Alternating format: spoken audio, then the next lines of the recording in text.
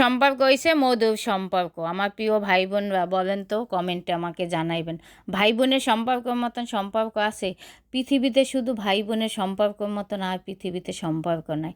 একমাত্র রক্তের টান, নাড়ি ধরা, ই এক রক্তের বাঁধন। যাই হোক, ভাই বোনের কিছু হইলে বোনরা কিন্তু ঠিক থাকতে পারে না, যত কিছুই হোক। আমার বোনে 11টার সময় ফোন দিছে, ঢাকা মেডিকেলে আছে।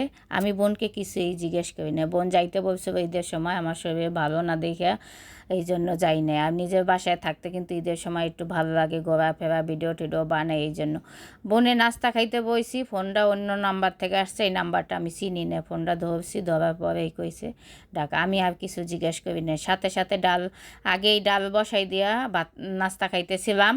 তারপরে কি করলাম, গরুর মাংস বাইর করলাম, মুরগি বাইর করছি। আগে মুরগি তারপর রান্না করি না, একটু গরুর মাংস আলু দিয়ে ঝোল করছি, সাথে একটু পেঁপে দিয়ে দিছি, তাড়াতাড়ি হয়ে জানি। এখানে ডালটাও বাগার দিয়ে নিতে আসি। আর টমেটো দিয়ে আজকে ডাল রান্না করবো, এই জন্য অনেকগুলো টমেটো ফ্রিজে, এই জন্য ডালও বসাই দিলাম। যাই হোক, যখন বলছে বোনে, কিছুই ভালো লাগলো না শুনে।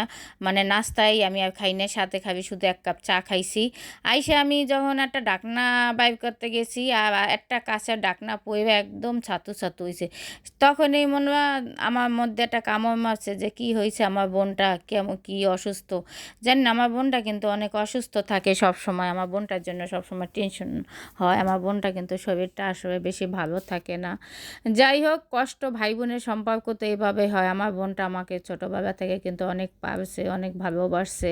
এই জন্য আমিও বোনদের খুব ভালোবাসি। আমার সব বোনদের জন্য কিন্তু আমার চোখে পানি আসে আগের থেকেই। আমার বোনদের যত অসুখ হোক, কষ্ট হোক, আমি কি এটা ভাই বোনদের বুঝাইতে পারি না।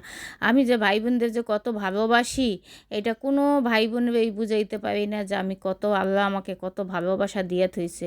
যে কোনো কিছুই যদি যেই হোক, আমার চোখে কেন যে এত পানি আইসা পড়ে, কোথায় যে আমার কষ্টটা, সেইটাই ভাই বোন। পরে কী করলাম, ভেন্ডি ছিল ফ্রিজে, ভেন্ডি বাইর করলাম।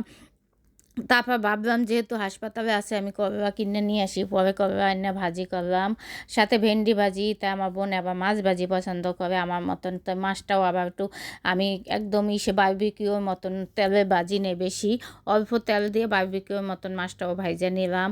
আর এই ভেন্ডি ভাজি, তারপর করলা ভাজি, তারপর গরুর মাংস দিয়ে আলু দিয়ে ঝোল, ডাল, এই দিয়ে রান্না করে নিতে আসি শর্টকাটে। এখানে রান্না করতে আসি, একটু ভিডিও করতেছিলাম, কিন্তু মনটা ঠিকই কোন সময় যামু সেই টেনশনেই বাঁচি না।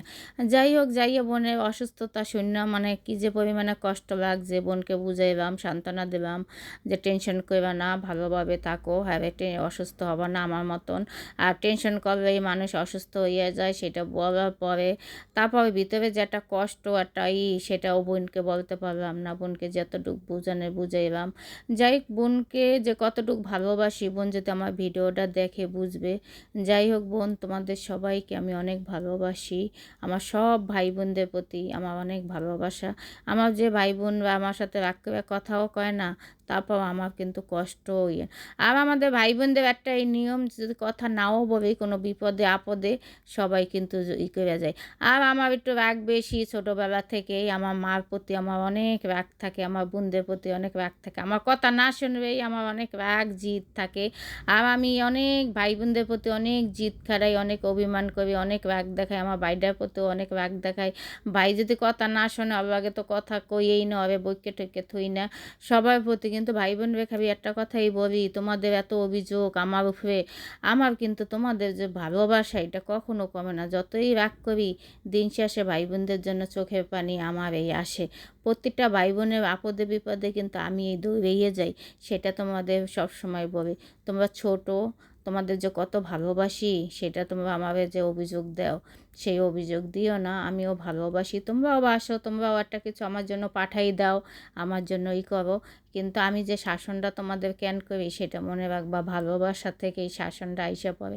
আমার মারও কত অভিযোগ থাকে, তাকে ভালোবাসি না, তা করি না, কিন্তু মা কখনো চেষ্টা করে না যে আমার সন্তান তো আমার জন্যই কত কিছু করছে, সব সময় আমাদের চিন্তা করছে, ভালো জীবনে কিছু করে নাই, সেটাও মা বুঝে নেয়। যাক, মার প্রতি আমার কোনো অভিযোগ নাই, মার কষ্ট দুঃখ থেকে বলে।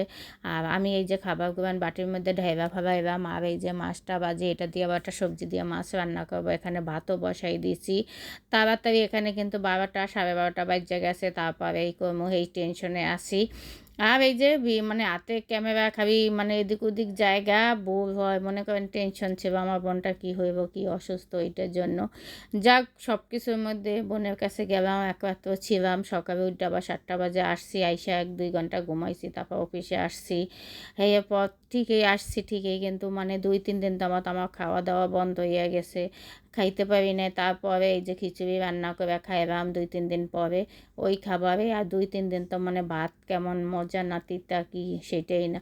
সেটাই বলি ভাই বোন, তোমরা এখন আমি যখন আছি তখন বুঝবা না, আমি যখন চলে যাম ওই পৃথিবী থেকে তখন বুঝবা যে আমি তোমাদের কতটুকু ভালোবাসছি। কেউ বুঝবো না, একটু ভালোবাসার জন্য কত মানুষের কাছে যাই, কত মানুষের থেকে একটু ভালোবাসা নেওয়ার জন্য কত কিছুই করি, কিন্তু কেউ বোঝে না। দিন শেষে আমার নামে অভিযোগেই থাকে, আমার নামে কত অভিযোগ। মানুষের এই অভিযোগগুলো আমি পৃথিবীতে বাচ্চা থাকতে আমার কাছে বড়, আমি সবাইকে ক্ষমা করে দিছি, আমাকে জানি সবাই ক্ষমা করে দেয়, এইটাই।